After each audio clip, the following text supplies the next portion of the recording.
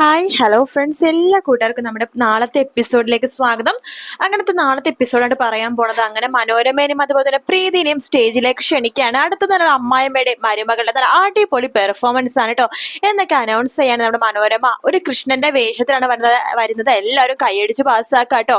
മനോരമ പറയാതിരിക്കാൻ വയ്യ, നല്ല രീതിയിൽ അഭിനയിക്കുന്നുണ്ട് കേട്ടോ. അങ്ങനെ കൃഷ്ണനായിട്ട് ഇങ്ങനെ വന്ന് നിൽക്കുവാണ്. ആ സമയത്ത് അവൻ അഭിനയം തുടങ്ങാൻ പോവാട്ടോ. അങ്ങനെ മനോരമ പറയുന്നുണ്ട്, അതെ എന്റെ രാധ, എന്റെ പ്രിയ സഖി രാധ ഇപ്പൊ വരും. അവൾക്ക് വേണ്ടി ഞാൻ ഈ ഓടക്കുഴൽ വായിക്കണത്. എന്റെ ഓടക്കുഴൽ നാഥ കേട്ടാലൊന്നും മതി. അവൾ എന്റെ അടുത്തൊക്കെ ഓടിയെത്തും. രാധേ രാധേ എന്ന് പറഞ്ഞിട്ട് ഓടക്കുഴൽ ഇങ്ങനെ വായിക്കുവാണ്. പക്ഷെ നമ്മുടെ രാധയായിട്ടുള്ള പ്രീതി വരുന്നില്ല കേട്ടോ. കാരണം പ്രീതി സ്റ്റേജിൽ എന്തൊക്കെയോ ആലോചിച്ചുകൊണ്ടിരിക്കുകയാണ്. ആ സമയത്ത് മനോരമ, അയ്യോ ഇവളെന്താ വരാത്തത്, കിറസാരിക്കായിട്ട് ചേച്ചി പറ്റിച്ചു എന്ന് തോന്നുന്നതൊക്കെ മനസ്സിലിങ്ങനെ വിചാരിക്കുകയാണ്. വീണ്ടും നമ്മുടെ മനോരമ പറയേണ്ട, അതെ ഞാൻ പാടിയ പുല്ലാങ്കുഴലിന്റെ ഒച്ച ശബ്ദം വളരെ കുറഞ്ഞു പോയി. എന്റെ ആ രാധ അത് കേട്ടില്ല എന്ന് തോന്നുന്നു. ഒന്നും കൂടി രാധേനെ വിളിക്കാം. രാധേ രാധേ എന്ന് പറഞ്ഞിട്ട് വീണ്ടും പുല്ലാങ്കുഴലിൽ വായിക്കണം. പക്ഷെ പ്രീതി വരുന്നേ ഇല്ല കേട്ടോ. ആ സമയത്ത് എല്ലാവർക്കും ചിരി വരുവാണ് സ്റ്റേജിൽ നിൽക്കണം എല്ലാവർക്കും. അപ്പൊ മുത്തശ്ശിയും അതുപോലെ തന്നെ ആകാശും അശ്വിനൊക്കെ ഇങ്ങനെ ആലോചിക്കണ്ട, അയ്യോ പ്രീതി ഇത് എവിടെ പോയി എന്നൊക്കെ ഇങ്ങനെ ആലോചിക്കുകയാണ്.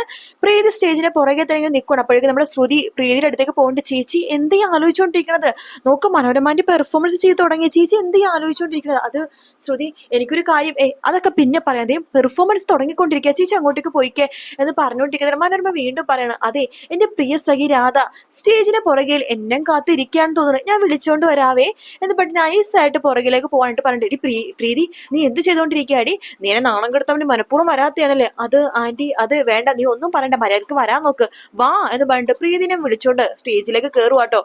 ശേഷം മനോരമയുടെ ഡയലോഗിനെ പറയാണ്, എന്നാലും എന്റെ രാധേ ഞാൻ നിനക്ക് വേണ്ടിയാണ് ഈ പുല്ലാങ്കുഴലിൽ വായിക്കണത്, നീ എന്റെ പ്രിയ സഖിയാണ് എന്നൊക്കെ പറഞ്ഞുകൊണ്ടിരിക്കുന്നത്. നമ്മുടെ രാധയായിട്ട് അഭിനയിക്കുന്ന പ്രീതിയാണെങ്കിൽ ഡയലോഗ് ഒന്നും തന്നെ പറയുന്നില്ല കേട്ടോ. മനോരമ പറഞ്ഞു, പ്രീതി പറയടി ഡയലോഗ് പറയടി കീറസോയ്ക്കായിട്ട് ചേച്ചി എന്നൊക്കെ പറയുമ്പോൾ എല്ലാവരും ചിരിക്കുക കേട്ടോ. ശരി പറയടി എന്ന് പറഞ്ഞിട്ട് അങ്ങനെ ജസ്റ്റ് ഒന്ന് തോളത്ത് ഇങ്ങനെ മുട്ടുമ്പോഴേക്കും പ്രീതിയുടെ കയ്യിലുള്ള മൺകലം ഉണ്ടല്ലോ അത് താഴ്ത്തി വീണ് തട്ടി പോവാണ്. അയ്യോ മൺകലം പോയി എന്ന് പറഞ്ഞിട്ട് നമ്മുടെ മനോരമ സ്റ്റേജിന്റെ ആ ഒരു പുറത്തേക്കിനെ എത്തി നോക്കുമ്പോഴേക്കും അവിടേക്ക് വീഴുവാട്ടോ. അപ്പൊ എല്ലാവരും പൊട്ടിച്ചിരിക്കുകയാണ്. മനോരമക്ക് സങ്കടവും അതുപോലെ തന്നെ വിഷമവും ഒക്കെ ഒരുമിച്ച് വരണം. മനോരമ കരഞ്ഞുകൊണ്ട് സ്റ്റേജിന്റെ പുറകിലേക്ക് പോവാണ്. പിന്നെ മനോരമ കരച്ചിലോട് കരച്ചിലാണ്.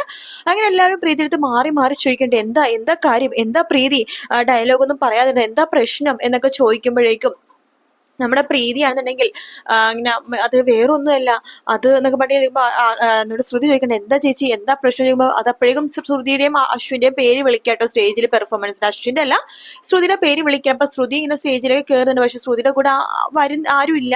അപ്പൊ മുത്തശ്ശി പറയണ, അശ്വിനെ നീ പോയിട്ട് അഭിനയിക്കാൻ പറയുമ്പോ, അയ്യോ എനിക്ക് ഡയലോഗ് ഒന്നും അറിയില്ല, അത് സാരില്ല, അവളുടെ കൂടെ പോയി നിന്നാൽ മതി, അവളൊരു പ്രണയരംഗമാണ് അഭിനയിക്കണത്, അതിന്റെ കൂടെ വെറുതെ പോയി നിന്നാൽ മതി, അവൾ പറഞ്ഞ ഡയലോഗിന് തിരിച്ച് മറുപടി പറഞ്ഞാൽ മാത്രം മതി എന്നൊക്കെ പറയാണ്. അതാണ് സ്റ്റേജിൽ വെച്ചിട്ട് ആ പെർഫോമൻസ് കാണിക്കുന്നത്. നമ്മുടെ ശ്രുതിയും അശ്വിനും തമ്മിൽ അവരുടെ മനസ്സിലുള്ള കാര്യങ്ങളൊക്കെ തുറന്നു പറയാട്ടോ. ശ്രുതിയാണെങ്കിൽ ശ്രുതിയുടെ മനസ്സിൽ ഇത്രയും നാൾ ഉണ്ടായിരുന്ന അശ്വിനോടുള്ള പ്രണയം എല്ലാം തന്നെ തുറന്നു പറയുന്നുണ്ട്. അശ്വിനും അത് മനസ്സിലായിട്ടോ, ശ്രുതി ഇത് അഭിനയിക്കല്ല, തന്നോടുള്ള പ്രണയം പറയാണെന്ന് അശ്വിന് മനസ്സിലായി. അതുകൊണ്ട് തന്നെ അശ്വിനും ശ്രുതിയുടെ അടുത്തുള്ള പ്രണയം തുറന്ന് അങ്ങോട്ട് പറയാണ്. അങ്ങനെ ശ്രുതി മരിച്ചു വീഴുന്ന പോലത്തെ ഒരു രംഗമായിട്ട് അവർ അഭിനയിക്കുന്നത്. ശ്രുതി അങ്ങനെ ആ മരിച്ചു വീഴുന്ന രംഗം അഭിനയിക്കുമ്പോഴേക്കും എല്ലാവരുടെ കണ്ണ് നിറഞ്ഞു പോവുകയാണ്.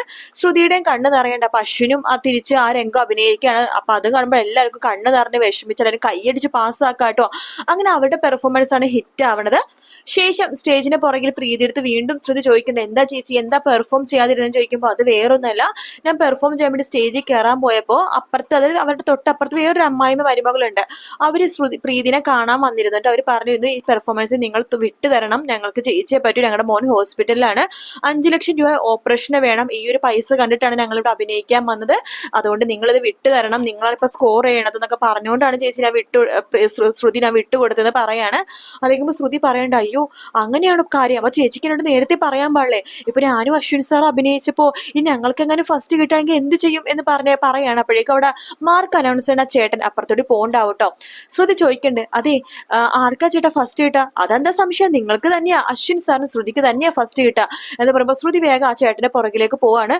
ചേട്ടാ അതെ ഞങ്ങൾക്ക് ഫസ്റ്റ് വേണ്ടെന്നോ, ഇത് വല്ലാത്ത അത്ഭുതം തന്നെ, എല്ലാവർക്കും ഫസ്റ്റ് വേണം എന്നാ പറയണത്, ദേ നിങ്ങൾക്ക് ഇതാ ഫസ്റ്റ് കിട്ടി, ഫസ്റ്റ് വേണ്ടെന്ന് പറയണോ, എന്താ കാരണം എന്ന് ചോദിക്കുമ്പോ ശ്രുതി പറയണ്ട്, അത് വേറൊന്നുമല്ല, ഈ റൂളും റെഗുലേഷൻസ് ഒന്നും നോക്കിയിട്ടല്ലല്ലോ ഞങ്ങൾ അഭിനയിച്ചത്. ശരിക്കും ഇത് അമ്മായിയമ്മ മരുമകൾ ആ ഒരു രീതിയിലല്ലേ വനിതാ വുമൻസ് ക്ലബിന്റെ ഭാഗമായിട്ട് അഭിനയിക്കേണ്ടത്. ഞാൻ എന്റെ ഭർത്താവായിട്ടല്ല അഭിനയിച്ചത്.